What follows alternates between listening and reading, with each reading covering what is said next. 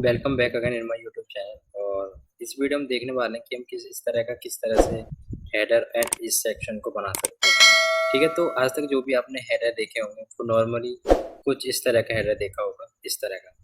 इस हेडर में ये खास होने वाला है कि जैसे ही अपने कंटेंट को सिलेक्ट करेंगे वैसे ही इसमें शैडो आने वाली है। ठीक है, इसके लिए मैंने बहुत सारी R&D की है, तब जाके मेरा कुछ इस तरह का हेडर बना है, यानी कि on the slide and then show the box shadow on the header. ठीक है, और हम नेक्स्ट वीडियो में इसका फुटर बनाएँगे अच्छे से और इसमें और कंटेंट ऐड करेंगे, तो ये सीरीज़ रहने वाली है बेसिकली। और मैं आपको बताना चाहता हूँ, ये जो मैंने हेडर बनाया बेसिकली HTML CSS तो यूज़ होने ही वाली है, बट मैंने इसको React.js एंड Next.js पे डिज़ाइन किया हुआ है। जो HTML CSS वाले हैं सिंपल, तो वो भी इस वीडियो को देख सकते हैं और मैं उनको बता दूँगा किस तरह से मैं HTML CSS में भी बना सकते इस तरह का इसी वीडियो में। तो इसका कोड देखते हैं किस तरह से मैंने इस कोड को बनाया हुआ है। तो हम जैसे ही यहाँ पे आएँ और मैं सबसे पहले अपनी फ़ाइल ओपन करूँगा, पैकेज वाली।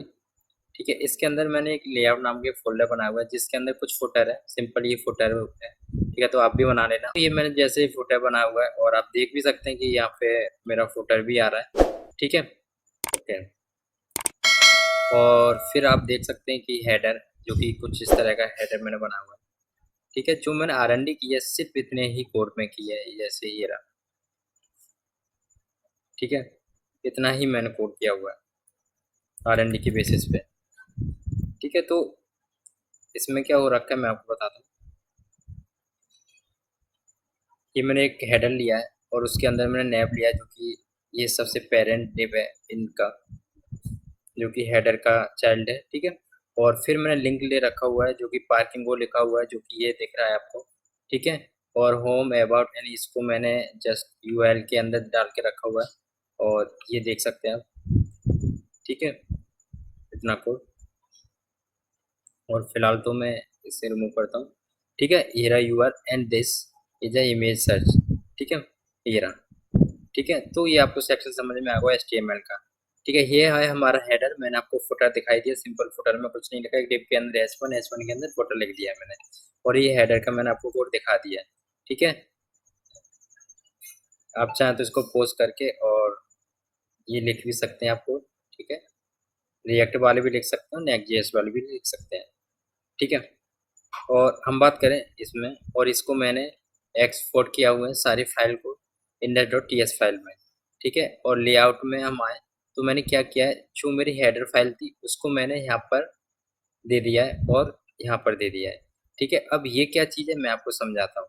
ठीक है, जैसे कि मैं अगर पेजेस के अंदर जाऊँ, पेजेस के अंदर index.tsx फाइल में जाऊँ और इसके अंदर जो मैंने ये कंटेंट लिखा हुआ है, इसकी ये कंटेंट लिखा हुआ है, वो सिंपल यहाँ लिख दिया है मैंने। ठीक है, अब इसे लिख दिया मैंने यहाँ पर। ठीक है, तो जितना भी ये कंटेंट है, ठीक है, ये कंटेंट किस में जाएगा, app.tsx फाइल में जाएगा, यानी कि ये इस फाइल में पेजेस के अंदर जो फाइल होती है app.tsx, तो यहाँ पर ये यहाँ पे आएगा। ठीक है, अगर मैं देखो, अगर आपको हेडर ये से रिमूव करके दिखाऊं यहाँ से।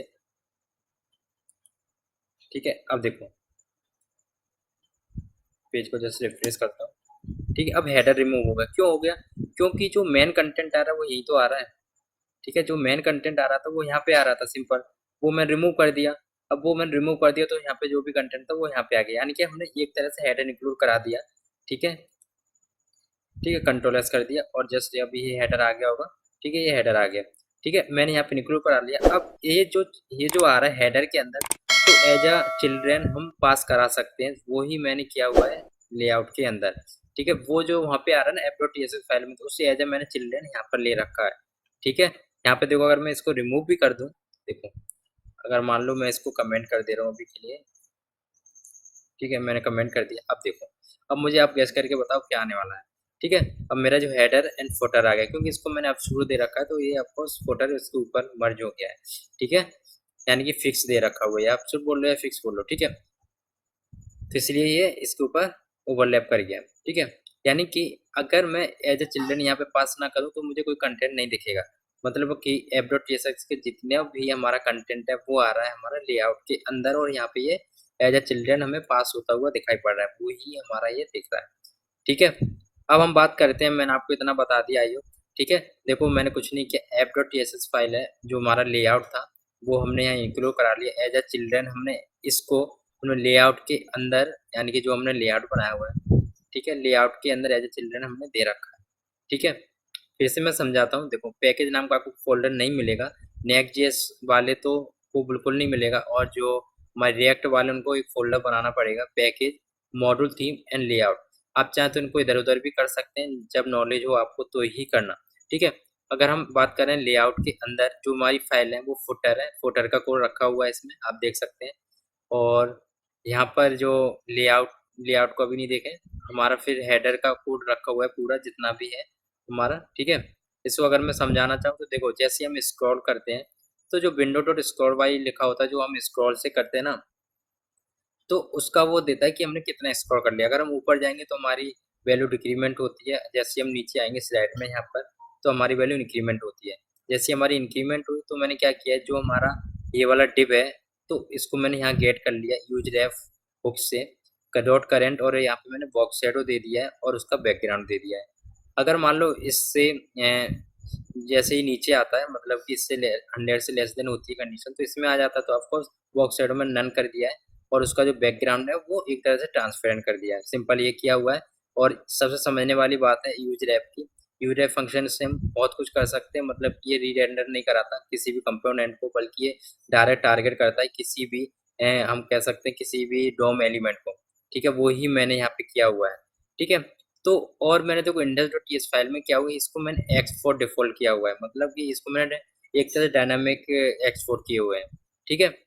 तो इतना ही आपको आईओ फाइल समझ में आ गई होगी। अब देखो ये हमारे यहाँ पे लेआउट बन के तैयार हो गया, ठीक है। इसको मैं रिमूव करूँगा, ठीक है। और जो इंडल हम पेजेस के अंदर जाते हैं, पेजेस के अंदर ये वेट ये मैंने क्या किया, ओके। हम जैसे पेजेस के अंदर जाते हैं तो जो index.ts नाम की फाइल है, ये एक तरह राउट बनेगा next.js में। और जो react.js वाले हैं उनको पता है राउट कैसे बनते हैं, तो क्लिक करने पर आपको कुछ इस तरह की फाइल बनानी पड़ेगी और वहाँ पे आपको राउट डिफाइन करना पड़ेगा, सिंपल, ठीक है। तो हमें ये कोड आप लिख लेना, ठीक है, और इसका मैं सोर्स कोड आपको डिस्क्रिप्शन में दे दूंगा, ठीक है। इतना मैंने किया हुआ है। अब हम बात करें app.tss की फाइल में, कंट्रोल पी, app.tsx फाइल, ठीक है। यहाँ पे मैंने लेआउट को इंक्लूड कर लिया। मैं चाहता तो इस लेआउट को index.tsx फाइल में भी इंक्लूड कर सकता था, लेकिन मैंने ऐसा इसलिए नहीं किया क्योंकि मुझे जितने भी अब मैं पेजेस बनाऊंगा अबाउट सर्विस, इसमें जितनी पेज होंगे उसमें मुझे सारी फाइलों में लेआउट डिफाइन करने की जरूरत नहीं होगी, बल्कि मैंने एक ही जगह कर दिया जो कि सारे पेजेस यहीं पर आते हैं, ठीक है। आई होप इतना आपको समझ में आ गया होगा, ठीक है। अगर हम बात करें सीएसएस की, तो यहाँ पे जो स्टैंड और सीएसएस नाम की स्टाइल के अंदर ग्लोबल डॉट सीएसएस नाम की जो फाइल है, उससे इसमें हमने सब कुछ दे रखा है, ठीक है। यहाँ पे देखो बॉडी, इसका बैकग्राउंड इतना रहने वाला है, पैडिंग 0 पिक्सल, मार्जिन 0 पिक्सल, ठीक है। और हम बात करें वेरिएबल डॉट सीएसएस, इसमें सारे मैंने वेरिएबल्स को डिफाइन किया हुआ है इस तरह से, ठीक है,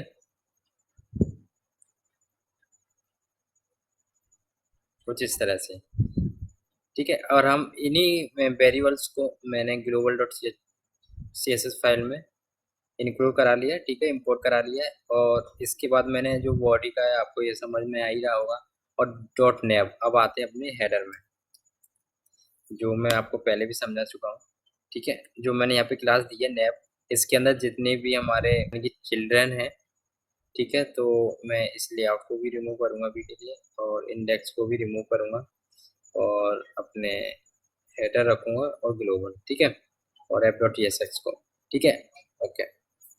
नेम को मैंने पोजीशन, मैंने जैसा आपको बताया था, पोजीशन मैंने दे दिया इसको फिक्स, टॉप 0 कर दिया, लेफ्ट 0 कर दिया, विड्थ मैंने 100% दे दिया है, और इसको पैडिंग कुछ इस तरह का है। और मैंने इसको बॉक्स शैडो दे दिया है, जो कि अभी क्या है कि बॉक्स शैडो बिल्कुल 0 है, ठीक है। इसमें कोई भी एक तरह से हम बोल सकते हैं ये अभी ट्रांसपेरेंट है, ठीक है,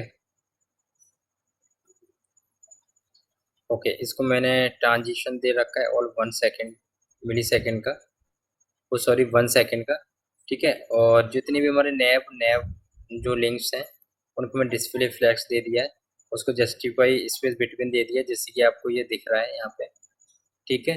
और उसके बाद मैंने अलाइंग आइटम दे दिया ताकि ये सेंटर में आ जाए, देखो जैसे कि यहाँ पे देखो ये सेंटर में आ रहा है सारे, ठीक है, ये अलाइंग आइटम का काम है।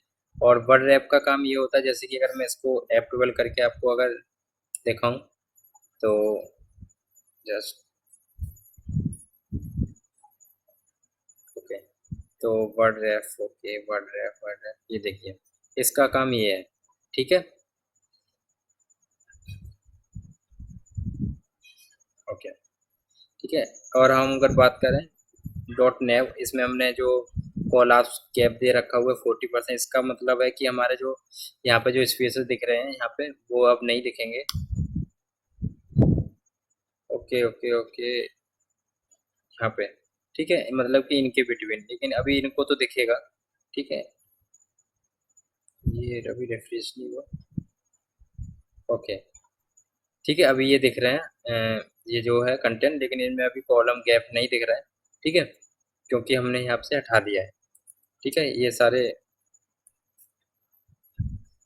ऐसे ही हमने TS5 एक्सेल, मतलब कि इसको हमने इसलिए ले रखा है, जहाँ भी हमें कुछ इस तरह के फॉन्ट साइज चाहिए होगा, मान लो S1 टैग या फिर कोई भी टैग हो, ठीक है, जिसमें हम कंटेंट लिखते हैं, ठीक है, तो वो सब कुछ है, ठीक है। यहाँ पे मैंने लीड टू देख रहा है, अगर किसी का फॉन्ट साइज मैंने 20 पिक्सल देना है तो उसके लिए हमने ये एक क्लास बनाई रखी है, ठीक है। जो हमारा नैब यूआर रखा था वह स्टाइल टाइप मैंने नन कर रखा है, ताकि कोई भी इसकी स्टाइल टाइप ना आए, ठीक है। और नैब डॉट लोगो जो था हमारा ये वाला, ठीक है, तो उसका जो मैंने फॉन्ट साइज दे रखा है 16 पिक्सल्स, सॉरी 32 पिक्सल्स एंड 300, इसका मैंने फॉन्ट पेंट दे रखा है, ठीक है।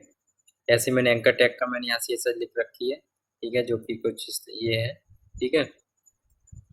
और हम बात करें BTN आउटलाइन, ठीक है, तो मैंने फिर से अगर हम आए Ctrl+P index.tsx, ठीक है, तो यहाँ पे जो मैंने बटन दे रखे हैं ये वाला, तो इसको मैंने आउटलाइन दे रखा है, तो उसी का ही मैंने यहाँ पे CSS करा हुआ है, इसी से ये दिख रहा है, ठीक है। तो इस तरह की आप CSS लगा सकते हैं, और अपने हिसाब से जो भी आपको कुछ चेंजेस करने होंगे वो आप चेंज कर लेना, ठीक है। ऐसे ही मैंने गैप 3 दे रखा है, कॉलम गैप 1 रैम का दे रखा है, जो कि मैंने इसी को दे रखा हुआ है, तो इसलिए यहाँ पे गैप दिख रहा है आपको। तो अगर हम बात करें नेटवर्क TS फाइल में, तो देखो यहाँ पे देखो मैंने फ्लैग दे दिया, तो आपको इसमें जो फ्लैक्स प्रॉपर्टी लग गई होगी CSS की, या फ्लैक्स कॉल दे रखा है, यानी कि ये रो में ना दिखे बल्कि हमारा कॉलम में दिखे, जो कि ये दिख भी रहा है मेरा, ठीक है, ये वाला कंटेंट, ये पूरा, ठीक है। और जस्टिफाई सेंटर, ये इसको मैं जस्टिफाई सेंटर कर दिया, जो कि मैंने क्लास दे रखी है, ठीक है। ये सब हमने क्लास देखो यहाँ पे बनाई हुई है, ठीक है, ध्यान रखना, यहाँ हमने सब कुछ बनाया हुआ है, ठीक है, सब वैसा ही हो रखा है, ठीक है। तो हम इस तरह से इसको बना सकते हैं। और मैं आपको बताना चाहता हूँ इमेज ऑप्टिमाइजेशन, जो इमेज नेक्स्ट.js का मैंने लिखा हुआ है यहाँ पे, जो नॉर्मली इमेज नहीं है ये, बल्कि नेक्स्ट.js का इमेज ऑप्टिमाइजेशन है। जो React.js वाले हैं वो सिंपली इमेज टैग का यूज करिएगा HTML का, फिर उसमें जो भी आपको हाइट बिट देनी होगी तो आप दे सकते हैं, ठीक है। आई होप आपको ये वीडियो हेल्पफुल रही होगी हेडर बनाने में, ठीक है। हेडर बनाने में बहुत सारी प्रॉब्लम्स होती हैं, लेकिन मैंने आपको दिखा दिया कि इस तरह का हेडर किस तरह से बना सकते हैं। अगर आपको ये वीडियो पसंद आई तो प्लीज़ चैनल को सब्सक्राइब कीजिए और इस चैनल को सपोर्ट कीजिए।